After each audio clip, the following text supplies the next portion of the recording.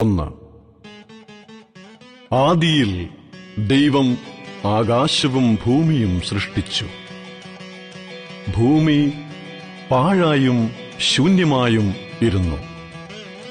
ആഴത്തിന്മീതെ ഇരുൾ ഉണ്ടായിരുന്നു. ദൈവത്തിന്റെ ആത്മാവ് വെള്ളത്തിന്മീതെ പരിവർത്തിച്ചുകൊണ്ടിരുന്നു. വെളിച്ചം ഉണ്ടാകട്ടെ എന്ന് ദൈവം കൽപ്പിച്ചു. വെളിച്ചം ഉണ്ടായി. വെളിച്ചം നല്ലത് എന്ന് ദൈവം കണ്ടു. ദൈവം വെളിച്ചവും ഇരുളും തമ്മിൽ വേർതിരിച്ചു. ദൈവം വെളിച്ചത്തിന് പകൽ എന്നും ഇരുളിന് രാത്രിയെന്നും പേരിട്ടു. സന്ധ്യയായി ഉഷസ്സുമായി 1-ാം ദിവസം. ദൈവം വെള്ളങ്ങളുടെ മധ്യേ ഒരു വിധാനമുണ്ടാകട്ടെ, അത് വെള്ളത്തിനും തമ്മിൽ വേർപിരിവായിരിക്കട്ടെ എന്ന് കൽപ്പിച്ചു. വിധാനമുണ്ടാക്കിയിട്ട് ദൈവം വിധാനത്തിന് കീഴുള്ള വെള്ളവും വിധാനത്തിന് മീതെയുള്ള വെള്ളവും തമ്മിൽ വേർപിരിച്ചു. അങ്ങനെ സംഭവിച്ചു. ദൈവം വിധാനത്തിന് ആകാശം എന്ന് പേരിട്ടു. സന്ധ്യയായി ഉഷസ്സുമായി 2-ാം ദിവസം. ദൈവം ആകാശത്തിൻ കീഴുള്ള വെള്ളം ഒരു സ്ഥലത്ത് കൂടട്ടെ, ഉണങ്ങിയ നിലം കാണട്ടെ എന്ന് കൽപ്പിച്ചു. അങ്ങനെ സംഭവിച്ചു. ഉണങ്ങിയ നിലത്തിന് ദൈവം ഭൂമിയെന്നും വെള്ളത്തിന്റെ കൂട്ടത്തിന് സമുദ്രമെന്നും പേരിട്ടു. നല്ലത് എന്ന് ദൈവം കണ്ടു. ഭൂമിയിൽ നിന്ന് പുല്ലും വിത്തുള്ള സസ്യങ്ങളും ഭൂമിയിൽ അതത് തരം വിത്തുള്ള ഫലം കായ്ക്കുന്ന വൃക്ഷങ്ങളും മുളച്ചു വരട്ടെ എന്ന് ദൈവം കൽപ്പിച്ചു. അങ്ങനെ സംഭവിച്ചു. ഭൂമിയിൽ നിന്ന് പുല്ലും അതത് തരം വിത്തുള്ള ഫലം കായ്ക്കുന്ന വൃക്ഷങ്ങളും മുളച്ചു വന്നു. നല്ലത് എന്ന് ദൈവം കണ്ടു. സന്ധ്യയായി ഉഷസ്സുമായി 3-ാം ദിവസം. പകലും രാവും തമ്മിൽ വേർപിരിവാൻ ആകാശവിധാനത്തിൽ വെളിച്ചങ്ങൾ ഉണ്ടാകട്ടെ. അവ അടയാളങ്ങളായും കാലം, ദിവസം, സംവത്സരം എന്നിവ തിരിച്ചറിവാനായും ഉതകട്ടെ. ഭൂമിയെ പ്രകാശിപ്പിപ്പാൻ ആകാശവിധാനത്തിൽ അവ വെളിച്ചങ്ങളായിരിക്കട്ടെ എന്ന് ദൈവം കൽപ്പിച്ചു. അങ്ങനെ സംഭവിച്ചു. പകൽ വാഴേണ്ടതിന് വലിപ്പമേറിയ വെളിച്ചവും രാത്രി വാഴേണ്ടതിന് വലിപ്പം കുറഞ്ഞ വെളിച്ചവുമായി 2 വലിയ വെളിച്ചങ്ങളെ ദൈവമുണ്ടാക്കി.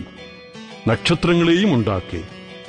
ഭൂമിയെ പ്രകാശിപ്പിപ്പാനും പകലും രാത്രിയും വാഴുവാനും വെളിച്ചത്തെയും ഇരുളിനെയും തമ്മിൽ വേർതിരിപ്പാനുമായി ദൈവം അവയെ ആകാശവിധാനത്തിൽ നിർത്തി. നല്ലത് എന്ന് ദൈവം കണ്ടു. സന്ധ്യയായി ഉഷസ്സുമായി 4-ാം ദിവസം. വെള്ളത്തിൽ ജലജന്തുക്കൾ കൂട്ടമായി ജനിക്കട്ടെ. ഭൂമിയുടെ മീതെ ആകാശവിധാനത്തിൽ പറവജാതി പറക്കട്ടെ എന്ന് ദൈവം കൽപ്പിച്ചു.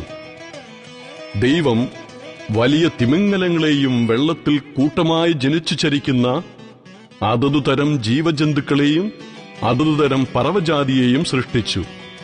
നല്ലത് എന്ന് ദൈവം കണ്ടു. നിങ്ങൾ വർദ്ധിച്ചു പെരുകി സമുദ്രത്തിലെ വെള്ളത്തിൽ നിറവിൻ. പറവജാതി ഭൂമിയിൽ പെരുകട്ടെ എന്ന് കൽപ്പിച്ചു. ദൈവം അവയെ അനുഗ്രഹിച്ചു. സന്ധ്യയായി ഉഷസ്സുമായി 5-ാം ദിവസം. അതതു തരം കന്നുകാലികൾ, ഇഴജാതി, കാട്ടുമൃഗം, ഇങ്ങനെ അതതു തരം ജീവജന്തുക്കൾ ഭൂമിയിൽ നിന്നുളവാകട്ടെ എന്ന് ദൈവം കൽപ്പിച്ചു. അങ്ങനെ സംഭവിച്ചു. ഇങ്ങനെ ദൈവം അതതു തരം കാട്ടുമൃഗങ്ങളെയും അതതു തരം കന്നുകാലികളെയും അതതു തരം ഭൂചര ജന്തുക്കളെയും ഉണ്ടാക്കി. നല്ലത് എന്ന് ദൈവം കണ്ടു. അനന്തരം ദൈവം, നാം നമ്മുടെ സ്വരൂപത്തിൽ നമ്മുടെ സാദൃശ്യപ്രകാരം മനുഷ്യനെ ഉണ്ടാക്കുക. അവ സമുദ്രത്തിലുള്ള മത്സ്യത്തിന്മേലും ആകാശത്തിലുള്ള പറവജാതിയിന്മേലും മൃഗങ്ങളിന്മേലും സർവഭൂമിയിന്മേലും ഭൂമിയിൽ എഴിയുന്ന എല്ലാ ഇഴജാതിയിന്മേലും വാഴട്ടെ എന്ന് കൽപ്പിച്ചു. ഇങ്ങനെ ദൈവം തന്റെ സ്വരൂപത്തിൽ മനുഷ്യനെ സൃഷ്ടിച്ചു. ദൈവത്തിന്റെ സ്വരൂപത്തിൽ അവനെ സൃഷ്ടിച്ചു. ആണും പെണ്ണുമായി അവരെ സൃഷ്ടിച്ചു. ദൈവം അവരെ അനുഗ്രഹിച്ചു. നിങ്ങൾ സന്താനപുഷ്ടിയുള്ളവരായി പെരുകി ഭൂമിയിൽ നിറഞ്ഞ് അതിനെ അടക്കി സമുദ്രത്തിലെ മത്സ്യത്തിന്മേലും ആകാശത്തിലെ പറവജാതിയിന്മേലും സകല ഭൂചര ജന്തുവിന്മേലും വാഴുവിൻ എന്ന് അവരോട് കൽപ്പിച്ചു. ഭൂമിയിലെങ്ങും വിത്തുള്ള സസ്യങ്ങളും വൃക്ഷത്തിന്റെ വിത്തുള്ള ഫലം കായ്ക്കുന്ന സകല വൃക്ഷങ്ങളും ഇതാ ഞാൻ നിങ്ങൾക്ക് തന്നിരിക്കുന്നു. അവ നിങ്ങൾക്ക് ആഹാരമായിരിക്കട്ടെ. ഭൂമിയിലെ സകല മൃഗങ്ങൾക്കും ആകാശത്തിലെ എല്ലാ പറവകൾക്കും ഭൂമിയിൽ ചരിക്കുന്ന സകല ഭൂചര ജന്തുക്കൾക്കും ആഹാരമായിട്ട് പച്ചസസ്യമൊക്കെയും ഞാൻ കൊടുത്തിരിക്കുന്നു എന്ന് ദൈവം കൽപ്പിച്ചു. അങ്ങനെ സംഭവിച്ചു. താൻ ഉണ്ടാക്കിയതിനെയൊക്കെയും ദൈവം നോക്കി, അതെത്രയും നല്ലത് എന്ന് കണ്ടു. സന്ധ്യയായി ഉഷസ്സുമായി 6-ാം ദിവസം.